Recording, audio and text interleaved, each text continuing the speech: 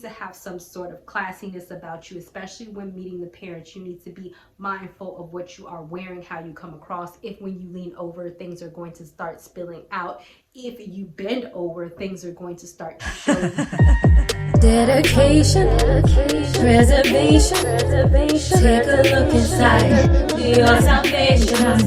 Do every good work, it takes patience, like a butterfly, transformation. What's up, guys? Sophia here, back with another video. If you are new to my channel, then don't forget to subscribe and don't forget to hit the notification bell so you can stay updated on all my videos. And also don't forget to check the description box because I always put a lot of stuff in there, including my book specifically for single women, which you can click the link down below to get. So what we're going to be talking about is tips for meeting his parents, the do's and the don'ts, and our lesson is going to be brought to you today by the couple marrying to millions, Desirys, and I forget his name, her man. Okay, I had done a previous video on them before because I do find them very interesting when she's just trying to pressure him to marry her. I will leave that down below. So we are going to be taking some tips on how to meet his parents. And homegirl did it wrong because really, you know, he is a millionaire, and even if you're not dating a millionaire, it doesn't matter. But you do have to understand that you do want to make a good impression on the parents, because in his case, it was a deal breaker if she did not make a good impression on the parents. I want to please my parents. I always want to make them happy. The best case scenario for tonight is that everything will go good. Everybody love each other. Hello. Hi. Hey. The worst case is that my mom tell me she doesn't like her. Some people culturally, monetarily maybe put more precedence on or value on what their parents think in regards to a relationship than other people. And so I don't think that you should change yourself entirely, because at the end of the day, if they don't like you, they don't like you. But there are some specific don'ts that you don't need to do and do's that you do need to do for everybody that will at least increase your chances. I feel any woman can impress the parents unless you're just a complete dummy like homegirl was. I'm sorry, Desiree. I was on your side, but she was just not smart when it came to meeting his parents. So let's go into some of the mistakes that she made and some things that you need to avoid, okay? So first, how you dress. Hi. Hello. I'm a hugger. I've always wanted Rodney to get married and find the right person, but he'd need to get my approval. So, Desiree, even though the dress looked great on her, homegirl has a great body. She came in a very provocative, it wasn't overly provocative, but it was provocative enough that she should not have been wearing it around his parents. And honestly, even his mother, she did not say anything at the dinner because, you know, that's rude, but she said something to him afterwards about the way that she was dressed. And even he said something. Yes, he could have told her to change, but he didn't. But at the end of the day, you a grown behind woman. If you would not wear it to church and if you would not wear it to work, then please do not wear it around their parents. I think a lot of people tend to feel like, oh, I'm around my man and so I want to seduce my man. But you're not there to seduce your man. You can seduce your man on any given day, or you could look good for your man on any given day, right? You don't need to be sitting in front of his daddy and his mama with your boobs hanging out, with your butt hanging out, or anything too tight. So any sort of breast exposed, anything that is short that when you sit down your vagina is exposed, anything where they could see parts of your body that they should not be seeing is a no-go. I actually have a free ebook, and it is your year-long capsule wardrobe plan where I have examples of what you should wear. The clothes are very stylish, and also they are relatively modest. And I don't say fully modest because it's not all like covering here and here, but it is relatively modest in the sense that I put things together on which you can wear for a date and things such as that matter. And I can promise you that if she would have chosen any of the outfits in my ebook to meet his parents, then it would have been a good thing, except for my stuff is actually affordable because I understand y'all ain't all millionaires. But my point is that some people think that the tighter the outfit is, or the more that it shows, that makes it a better outfit. It doesn't. You need to have some sort of classiness about you, especially when meeting the parents. You need to be mindful of what you are wearing, how you come across. If when you lean over, things are going to start spilling out. If you bend over, things are going to start to show. You need to wear the appropriate bra, wear a bra, and wear the appropriate underwear. I know you think that these things don't matter, but especially when meeting a mother, she is probably going to notice these things, because females, we notice if a girl is not wearing the proper undergarments in order to keep herself in, and she is spilling out all over the table, and especially if his father is there looking down her dress. So another thing that Desiree did that was completely wrong is inappropriate talk. And for her, she is celibate, which I applaud for her. I do, because if you guys don't know, I'm celibate, and this is a faith-based channel, and also his mother is a pastor. For some reason, she thought that this equated that it was okay for her to speak about the fact that she was not having sex with her son. Because I explained to him, I'm not having sex before we get married. Here come Desiree talking about sex, and I'm like, oh my God. I mean, there's times where, you know, we do get heated. That tension comes there because we're not having sex. Do you think we need to be talking about that at the dinner table? Or that Desiree was not going to have sex with, you know, her man or the woman's son until they got married. She thought this was a way to impress the mother, since the mother was a pastor. It is not. First of all, you also have to go by generations. The mother is a lot older. She is probably a lot more conservative. So that means that we're not talking about sex at the table. I know that some generations are different. Some people are very open about their sex life. But don't do that. It's inappropriate. Nobody wants to know what is going on in the bedroom between you two.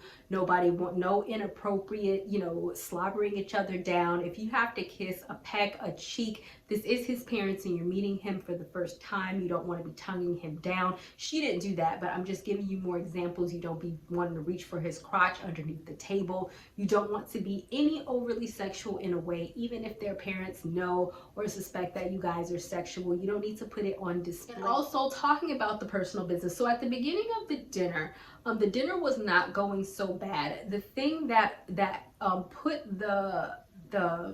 broke the camel's back for Desiree is that she began to open up about their personal business. I know a lot of the times women will do this hoping that the mother will jump on their side. The mother's not going to jump on your side because she doesn't know you and you're not her child, okay? I'm a little leery at this point because you're paying her bills and things like that. But what made you offer that? We just been seeing each other for a while, and she was not doing as well as I'm doing. Right. And I just wanted her to be comfortable. But that's, you know, just something I offered to do. I'm just concerned that Desiree is not telling everything. My main concern is Rodney's finances and her motive behind wanting to get married so soon and so quickly. So their issue particular was Desiree brought up the fact that he was paying her bills, which I don't see anything wrong with that because he offered to pay her bills. It wasn't something that she asked for. And as a woman, if you want to pay my bills, I'm not saying no. However, the mother looked at it as, you're using my son, and there was an argument there at the table. That was something that should have never been brought up. If they have an understanding in which, you know, he is paying her bills, that is something that should be left between them, because stuff like that, you don't want to open it up for people to give their opinion. So no money talk, that is between you two. No, how much do you make? You make more than him? Are you a gold digger? Or what's your, no, none of that. That is between you two. And as long as you two are satisfied as a couple about these particular things, you don't need to bring other people in it. The second thing is past relationships or exes. So it was discovered at the table that Desiree had been married and divorced twice. All honestly, her boyfriend knew he did not care. Really consider a prenup. Oh, I am. I mean, that's definitely on the table. Yeah. For me, yeah. She's dated very wealthy men, and I don't know how much you and her have talked about her past. I mean, that don't have nothing to do with me. However, this is not something that you are going to want to bring up in front of the parents because they are going to make assumptions about you. Do not talk about exes. Do not talk about ex-boyfriends. Do not talk about if you have been married before. Nothing. This is your first time meeting them. If after knowing them this comes up, fine. But you do not want to air any baggage that you have in front of the parents. Now, the only exception to that is, I would say, a child. I have a son, and I'm not hiding my son in the closet. If this is a situation where they say, oh, do you have kids? Yes, I have a son, but that's because that is a very visual representation of another individual that is in your life. And to me, that is something that should be out on the table already because it is unavoidable. But you don't need to talk about your past exes and relationships. And Desiree had dated one millionaire before, and I don't think that makes her a gold digger because she's dated many a people. And out of the many a people, the only thing that they heard was she dated one millionaire, and automatically because her current boyfriend is a millionaire and she had dated a millionaire before, that made her a gold digger. I don't think she's a gold digger because she just so happened to date two millionaires in her entire life.